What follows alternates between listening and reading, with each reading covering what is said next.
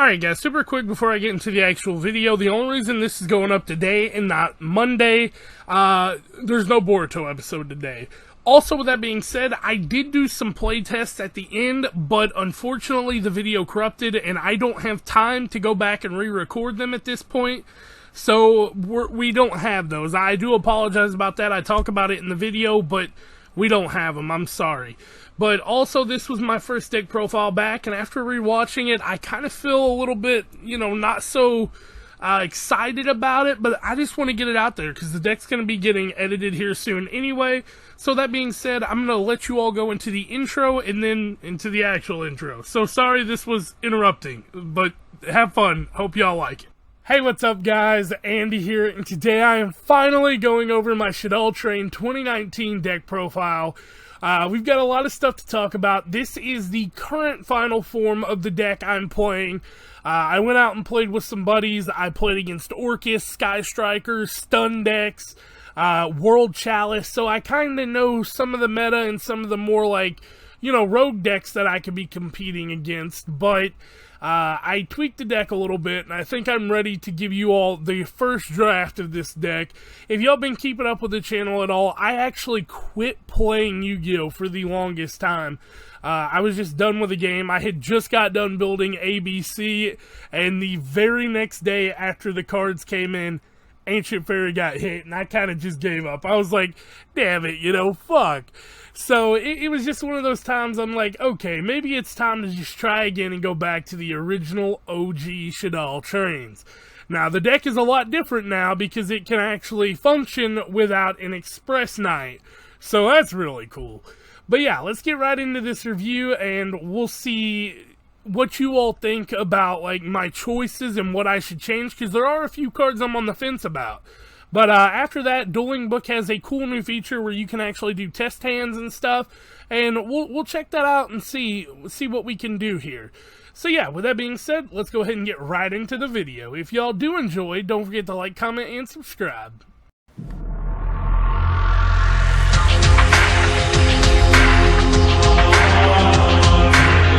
Alright, so first things first, we have to talk about Knight Express Knight.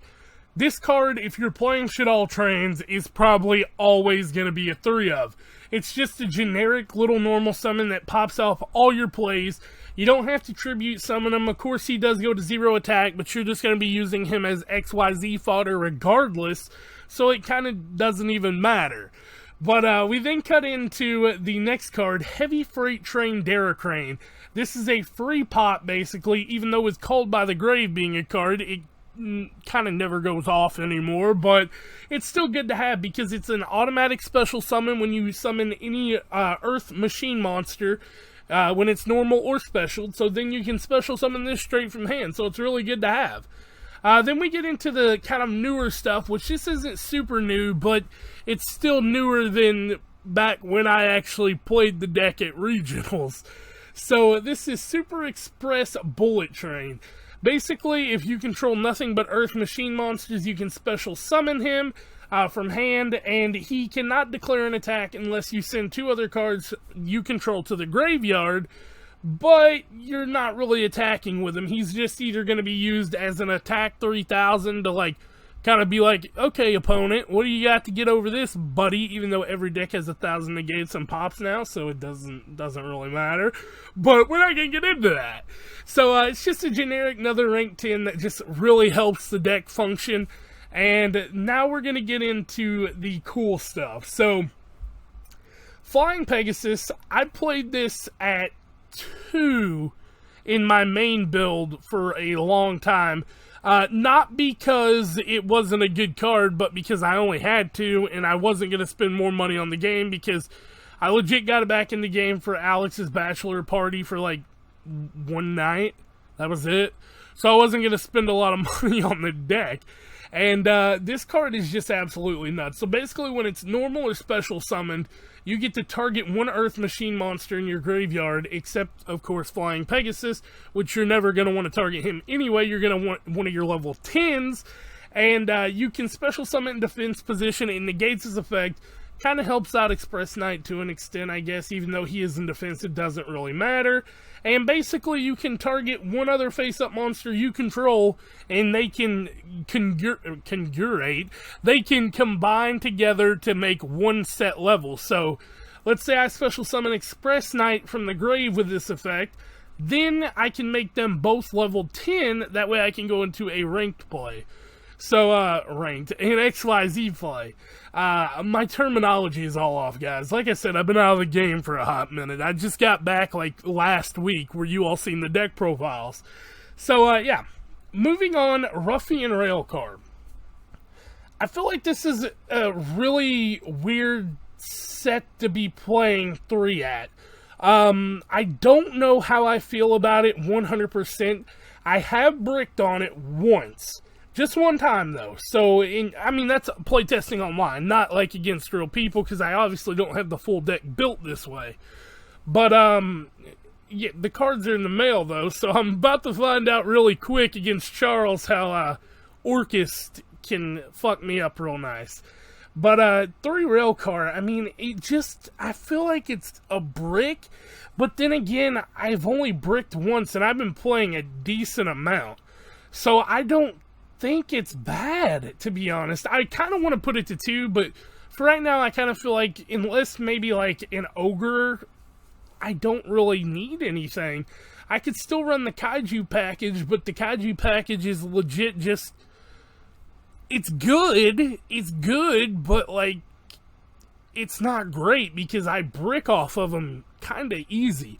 And you ask, how do you brick off of a Kaiju? Well, most of this deck is centered around being able to go straight into my big guy to OTK, and you can do that with Kaijus, but it's harder to get around, in my opinion. So, I don't know. I kind of want to replace one of them, but it's on the fence. So, next up, we have the card that opened up Link summoning to the deck. Before, I had Mrs. Radiant, and it was not a good Link monster. It was just trash. It was legit trash. So basically what I can do with this card is I can go into Goliath here, which is just one non-Link Infinitrack monster, so he's legit just on his own. Not counting when he's normal or special summoned, I can special summon an Earth monster from my hand in defense position. So I'm getting a free summon here. So basically I can go Infinitrack Anchor Drill into the Flying Pegasus, special summon from grave, make it level 10, and then I have a free Link and an OTK. But that's not it. So, what I can do after that, after going into Infinitrack Goliath, I can then, if I have the materials, go into Double-Headed Anger Knuckle.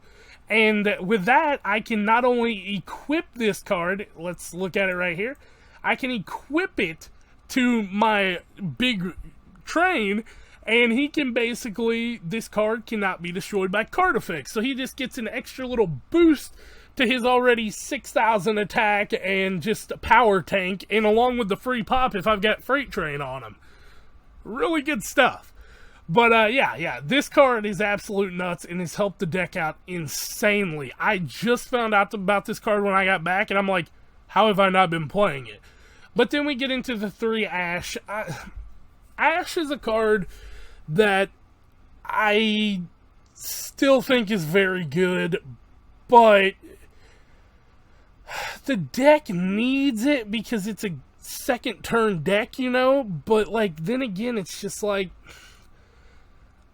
I don't know, like, not many decks, and Ash is going to completely shut down anymore, you know? I haven't seen it anyway. I haven't Ash somebody and then them not still be able to make a board. Like, they may not be able to make as good of a board, but they haven't been able to just been, like, completely stop like it used to be back in the day.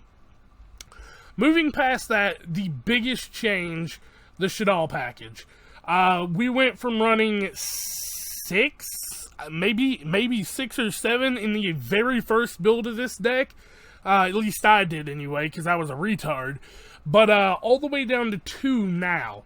So Beast and Dragon, and when I say back in the day, I mean like the original Shaddoll trains.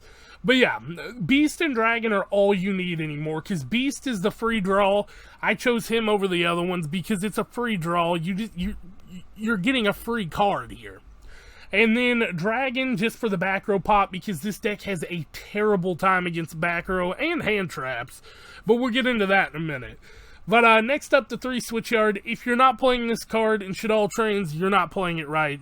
It's the free search. You can normal summon a level 4 and then it become level 10. That's a last-ditch effort, though, like, because you can't attack that turn.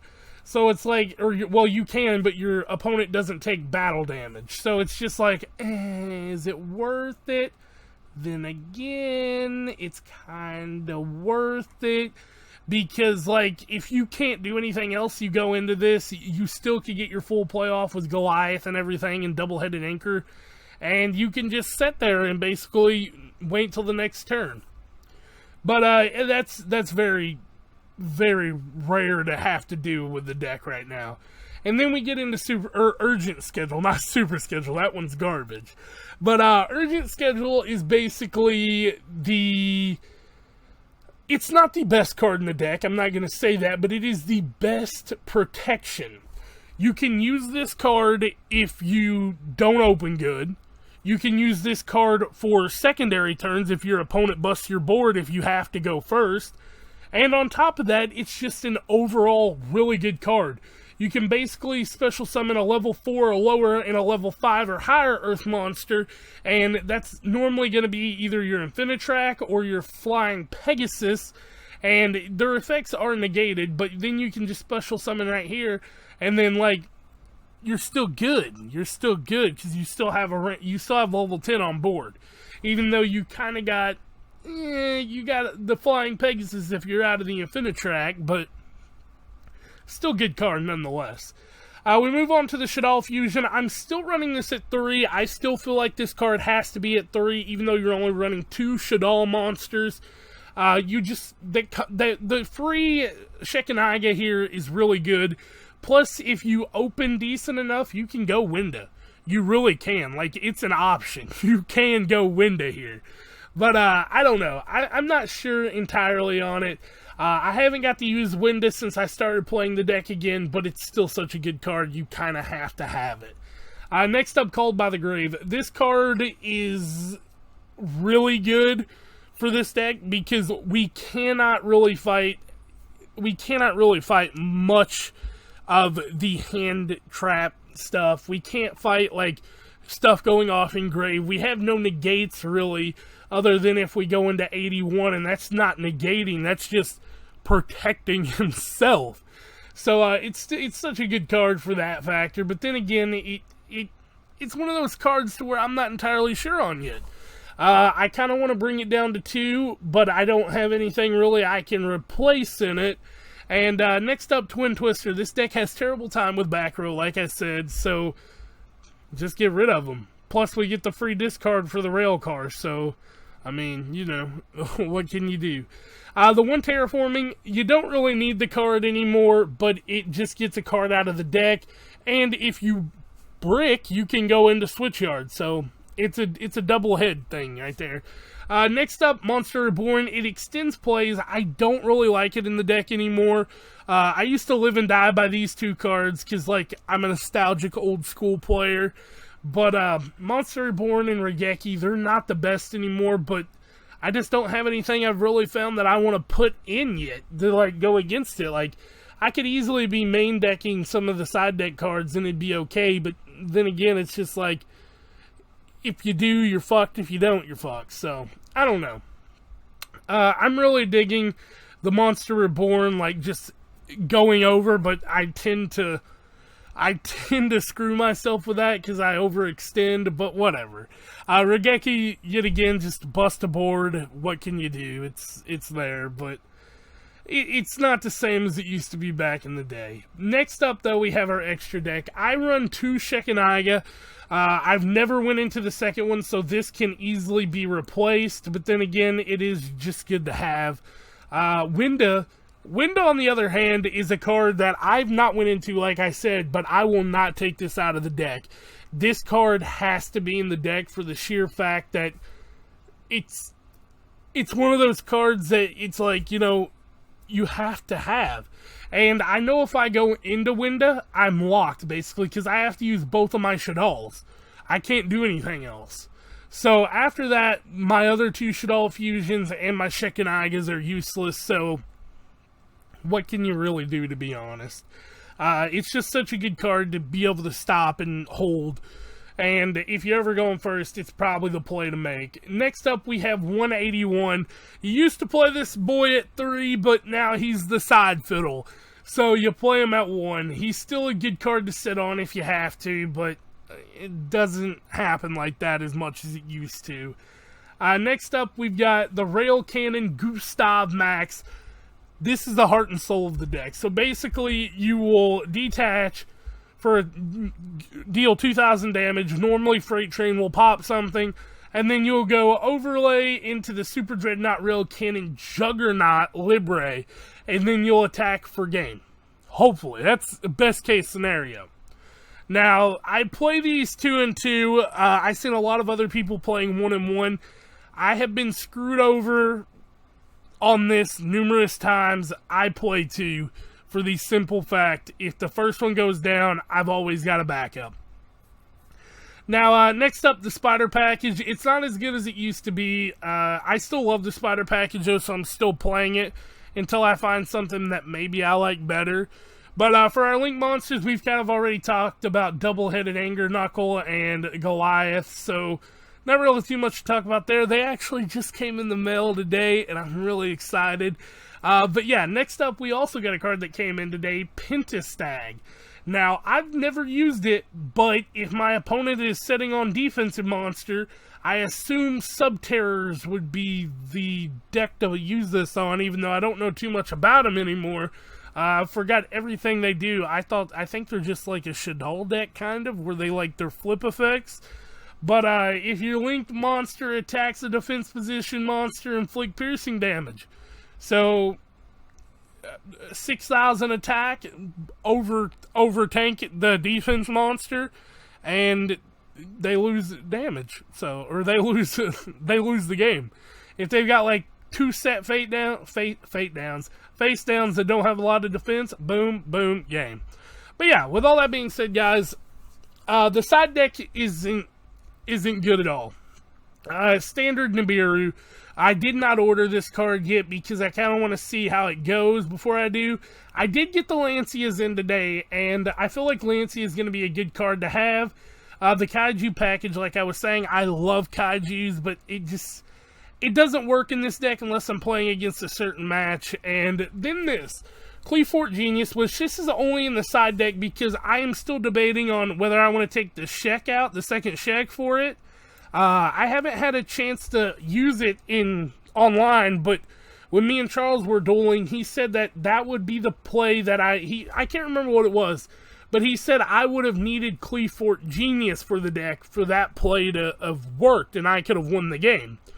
But yeah, next up, the 2 Ghost Ogre, just generic. My side deck is actually garbage. I feel like the Lancias and the Nibiru is probably the only thing that'll ever stay. But then again, it's just like, I'm so new back to it, I don't know what to do yet. So, I gotta get some games in the meta in. But yeah, with all that being said, we're gonna do a test hand really quick and see what I can do. Hopefully I don't brick completely. So yeah, let's get right into that.